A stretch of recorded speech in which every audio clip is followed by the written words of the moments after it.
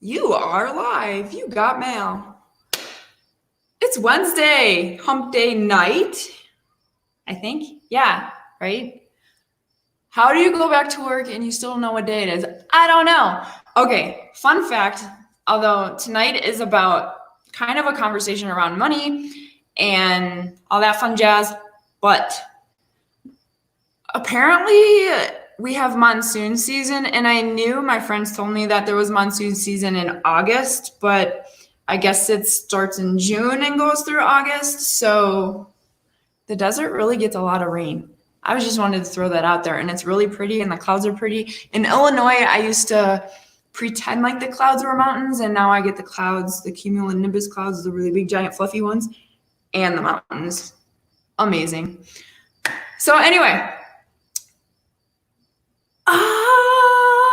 yeah. What is your relationship with your financial situation? So there's 4 different types of financial people. I remember 3 of them. So you'll have to do Millionaire Mindset Intensive to go figure that out or Google it. There is the penny pincher, the ones where it's like, I'm not spending my money. I got to save all my money. I don't need that. I don't want to do that. I don't have money for that, even though you have money stashed away. That's the penny pincher. You have the splurger, the one who goes shopping for everything, even though you don't have the money, and you're just kind of get along for this or get along for that, or maybe instead of paying a bill, you're like, oh my God, look at that. I'm going to go get that. There's that. There is the avoider. The avoider was me. I used to take my debit card, and if I bought something, I would just kind of swipe it and hope that it went through. And if it was declined, I would be like, oh, well, I guess I'm not getting it. And it took me a long time to actually sit down and look at my bank account.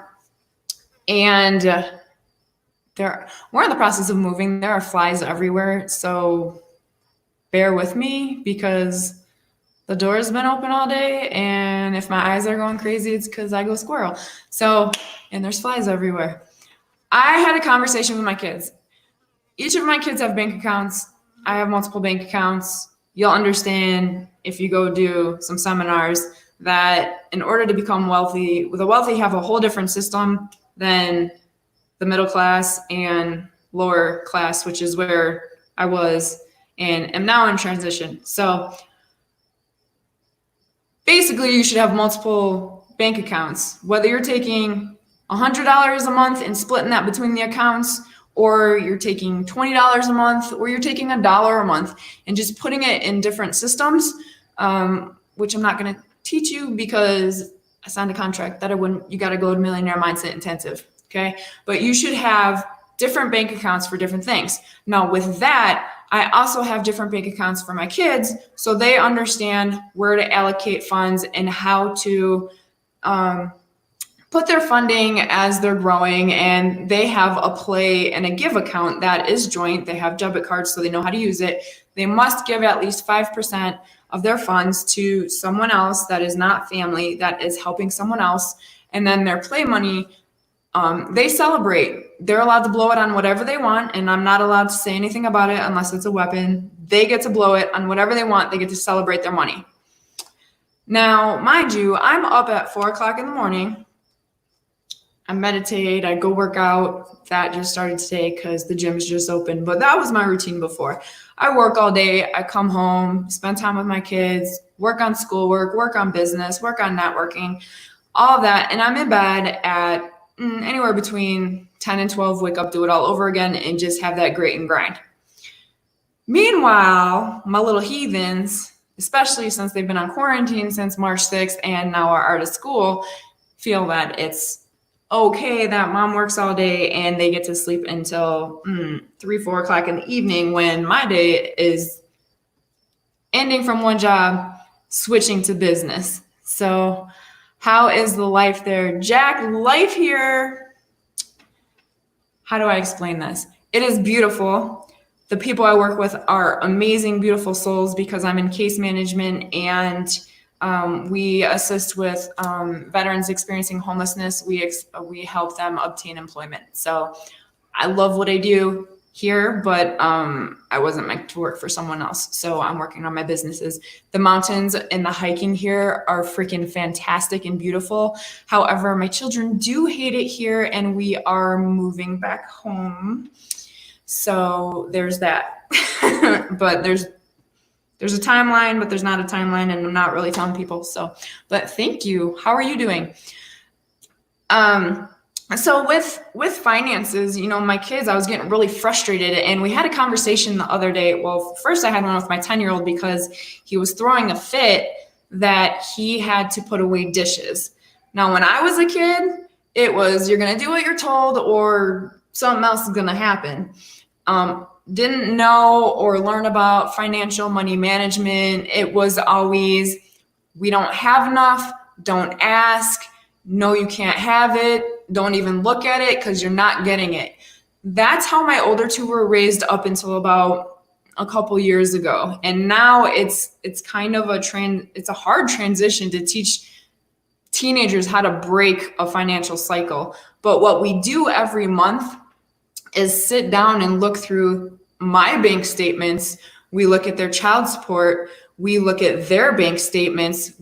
We go through how much interest they've earned. We go through what they spent their play money on. Now, again, this is their money to blow on whatever they want, because you're supposed to celebrate money. You get more, you celebrate it. That's how more comes into attraction, but you also have to appreciate it. You also have to have savings accounts, long-term savings, short-term savings, various different aspects of it. It's really detailed. And then there's the financial fitness program that Oren Woodward and Chris Brady put together, and they have a whole different system. And there is a lot that you don't get taught in school. And that's pretty much all I got to say. And my kids have the pleasure of having me be able to teach them as I'm going along. And my daughter doesn't even want to leave home until she's 23 because she wants to be an entrepreneur and she has so much to learn. I have so much to learn. At any rate, we had this conversation because my kids didn't want to do their chores. They each have 3 chores: their own laundry, wash, fold, put away. My youngest kind of really is horrible at washing dishes. So he's in charge of drying dishes and putting them away. And then they're in charge of cleaning their own room. Oh, and then they each have something in the bathroom, but it's like 1 or 2 things. It's not a lot. I had to do all this crap myself because I didn't have siblings until I was older. So they were, moaning and groaning like kids tend to do, and complaining and I don't want to do this, and why do I have to do this? So finally I just said, I hit them where it hurt, the money. So I said, okay.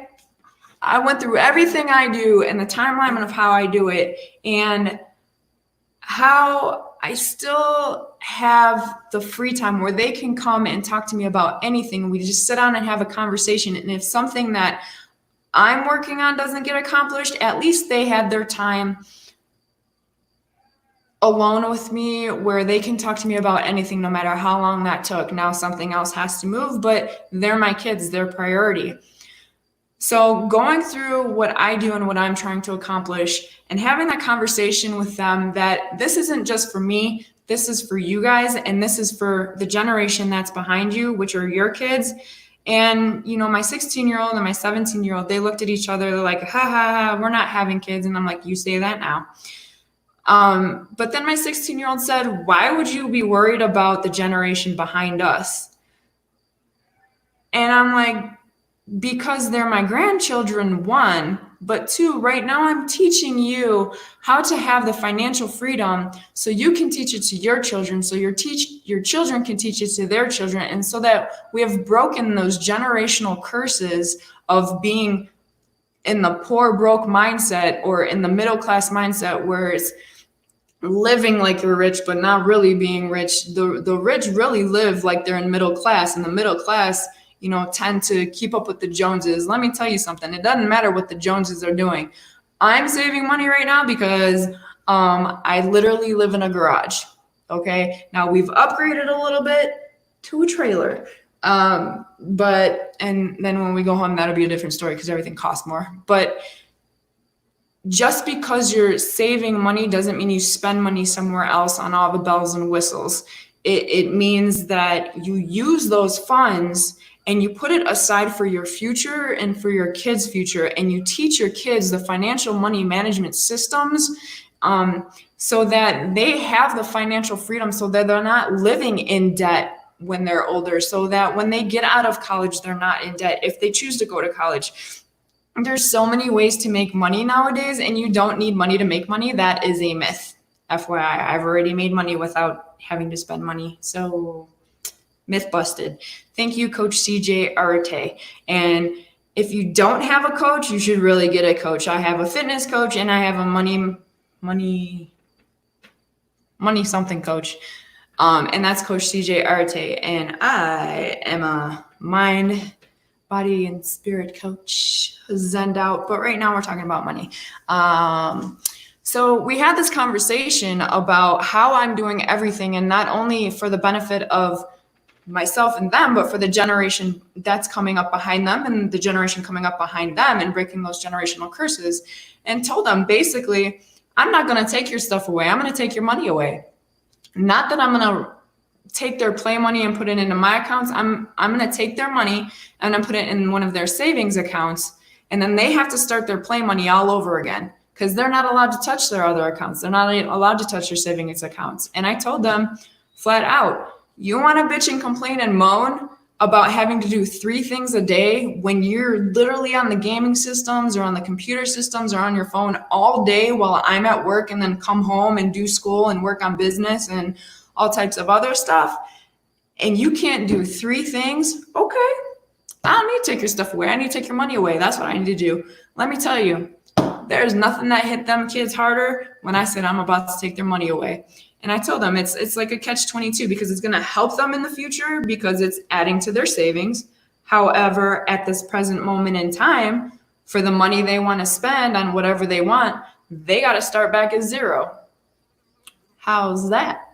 So I don't think I've ever seen my 16-year-old have tears in his eyes, and my 10-year-old, because we've been so financially focused on education that they understand the value of $1 now. They understand that it's earned, it's not given. They understand that this is my play money, this is all I have, and without this, I can't get the things that I want. Like, my 16-year-old is a streamer and a gamer, and he buys the suits. Is that what it is? The suits or the skins in Fortnite? I don't know. I can't keep up. But I mean, those things are expensive, but if that's what he wants to spend his money on, that's what he wants to spend his money on.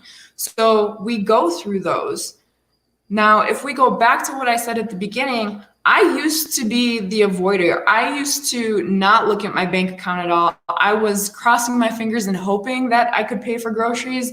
I was crossing my fingers and hoping that I could buy my kids clothes. And oftentimes I'd be one of those people at the register that everyone behind you is like, oh my gosh, like, she just came up there and everything's there. They rang everything up and she don't have money to pay. And then you walk away and you feel like hurt. One, because you can't get your kids the stuff that they need, not even want, just basic needs like clothes and shoes.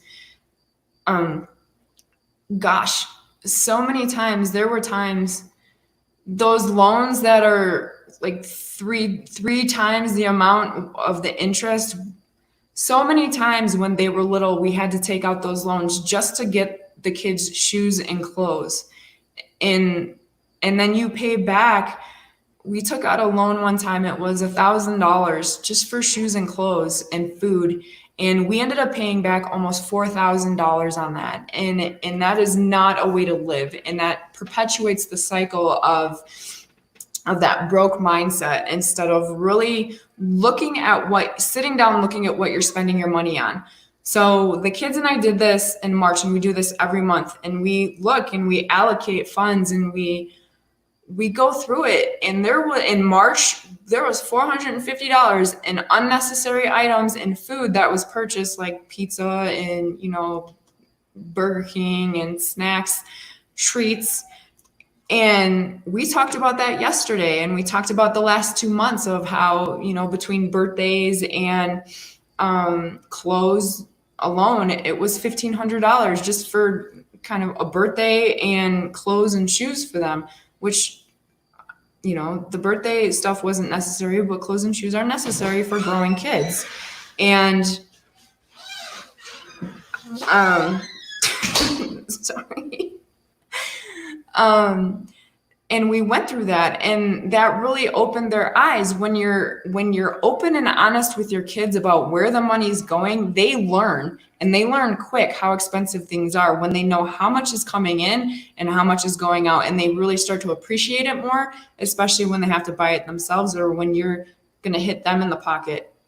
So I did this course called Millionaire Mindset Intensive, and now I have this super app called Life App, and it's got this financial fitness program on there by Orrin Woodward and Chris Brady, and they go through how to get out of debt. And I don't have half as much debt as the average American, I guess, is $250,000. That's include housing and schooling and education and all that.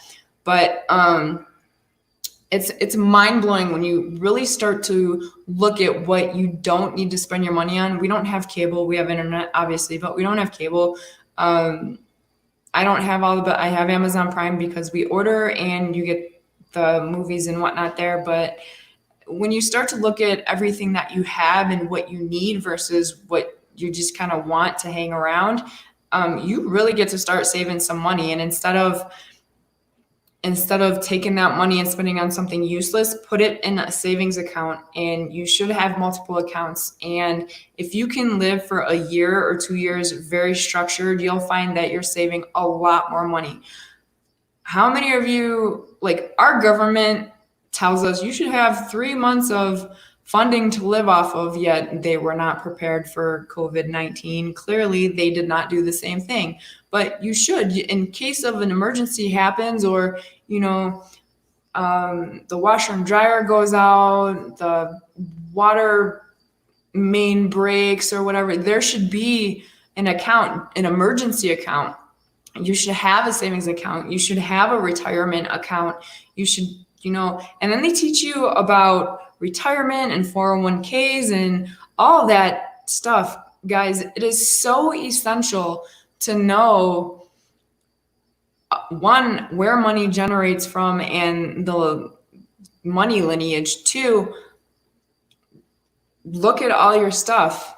Look at your bank accounts. Look at your credit cards. Look at everything. For 4 years, my credit card kept being maxed out. Now it's almost paid off in 6 months. My credit score is boosted 120 points just since December, just because I started taking a look at everything and implementing and taking action for my own finances. So I encourage you guys to,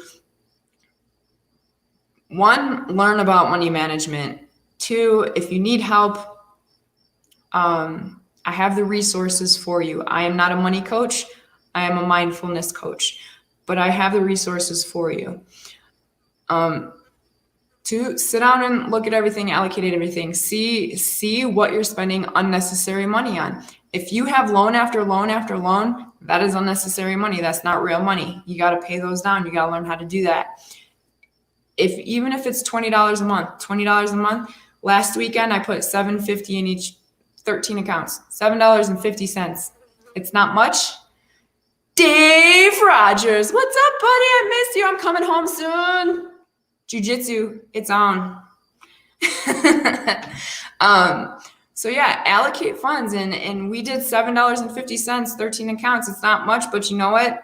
At the end of the year, $125-ish that the kids didn't have in their accounts. So, we try and look at it as a long-term aspect instead of it's only, because it's only something you didn't have before. How about that? So what up, Koo? Yeah, I'm hoping to be back this summer. I hope I'm working on it, Dave. But it's been a pleasure hopefully teaching y'all something new, giving y'all a laugh or two, and also just being real and authentic with you guys, because I'm not where I want to be yet, but I am definitely in a transition, and I'm in a more comfortable place than where I was a year ago, for sure. And it all started with different seminars and taking the time to want to learn about how to be a millionaire and how to be financially free, because life's about having fun and making a difference, and the more money you have, the more difference you get to make. So that's kind of where I'm at with it. Yep. So I love you guys. I miss you too, Dave. It'll be nice to choke you out again. I love y'all. Have fun. Have a great night. I got homework to do.